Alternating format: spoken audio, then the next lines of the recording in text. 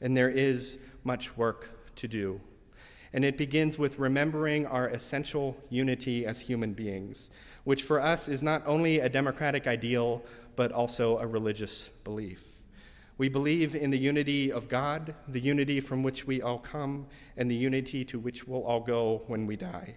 We know and embrace many different expressions and understandings of the holy, believing that the holy, whatever it is too big to be contained in our imagination. And so we listen to and learn from a wide variety of approaches to living a holy life. But that diversity in approach is rooted in a unity of source, one God, one place called home at the end of it all, one people, fractured in expression but unified in life, learning to make the most of that diversity. Our Unitarian heritage stressed the unity of God, and our Universalist heritage stresses the unity in salvation. And our modern faith has added to those beliefs the understanding that we are also one right now, diverse, of course, but one in our basic common humanity. That unity, central in our living faith, flies in the face of so much that we see and hear these days. Pundits package and sell how divided the country is on every imaginable level, and politicians learn to get elected by blaming this group for these ills and that group for those ones. Funds are raised by politicians and preachers based on who is today's biggest imagined threat: women, people of color, communists, gay folks. And when one group fails to bring in the cash, another group is packaged and targeted as the enemy. And sooner or later, in someone's eyes, we all become the enemy. And this is where the real danger lurks, because we are then tempted to see the world in that light, one full of enemies instead of neighbors. We become led, often without even knowing it, by those who personally benefit from us disliking and distrusting someone else. And our days gradually become more cynical, more closed, more angry or despondent, as our circle of neighbors gets smaller and smaller. We form ever more angry tribes and follow the charisma of self-indulgent leaders, and our lives become reactions to imagined threats by imagined enemies who in reality are just our neighbors, struggling to realize the same dream of America that our forebears once did. It seems like immigrants are the most popular other right now.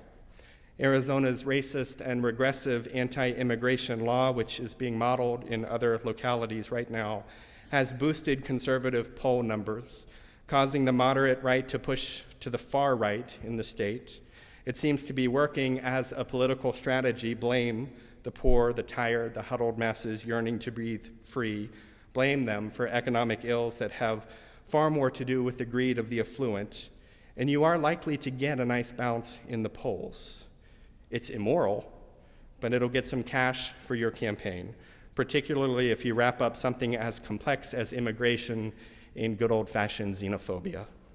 Few things are less in the spirit of America than this latest attempt to blame the powerless for large-scale systemic problems. I'm reminded of that parable told by Jesus so long ago. Someone asks Jesus how he can be assured of receiving eternal life. Some scriptures say this is a lawyer asking him this, trying to catch him with something. Some say it's a Pharisee also trying to catch him. Jesus responds with love. You love God and you love your neighbor and you'll get eternal life. That's all you have to do. The questioner follows up with, well, then who is my neighbor? And Jesus then tells the story about the guy traveling through a land where he gets mugged and beaten up and is left for dead on the side of the road. This priest passes by him, but the priest won't help, because if he touches him to help him, it's going to violate these laws of ritual purity that he's taken. He ignores the spirit of God's love to follow the letter of what he imagines to be God's law, and he won't touch this person to help him. A Levite, who in this story would have typically been a good guy, Levite would have been seen as a friend to most of the people hearing this story, he sees him on the side of the road, but he doesn't help either. He just walks on by. It's someone else's problem. Then a Samaritan, who would have been despised by most of the people Jesus was speaking to, sees the man near death on the side of the road and helps him. The bad guy is actually the good guy, the one whom Jesus says will be assured of a place in heaven. The Samaritan helps him on the side of the road and then gets him to an inn where he can recover. He pays the innkeeper for the stranger's housing and promises to come back through town and pay any additional fees incurred by the man during his recovery. He sees a stranger in need, and Jesus doesn't say that the Samaritan asked to see the man's papers. He didn't take him to the authorities to be questioned and detained. He didn't hold him indefinitely from his family and ship him far away from them. He didn't complain about the tax burden of buying this guy some food and medicine and housing. He doesn't rant about how this fellow is the cause of huge problems that he has nothing to do with. Doesn't try to get elected off of him. He doesn't even get the guy's name. But he also doesn't ignore him.